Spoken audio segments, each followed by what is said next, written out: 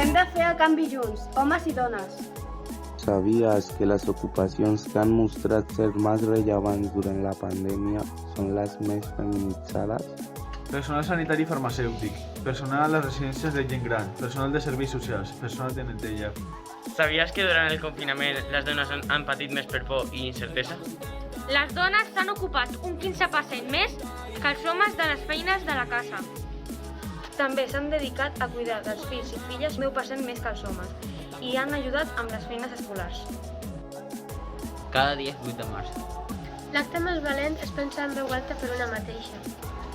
De camí a casa vull sentir-me lliure, no valenta. Veus per què els vull, si tinc ganes per volar? Ni mixisme ni feminisme, igualtat. Cada dia és 8 de març. No seré una dona lliure mentre hi hagi dones sotmeses. El poder no te'l dona, l'has d'agafar. Només que vull que em recordin com una persona que volia ser lliure. Que no ens passi la vida recordant temps millors. Ella va contenta i tomba la porta perquè ella és la mà de València igual. Balla la goza i balla dansa, li agrada cortar i perrear.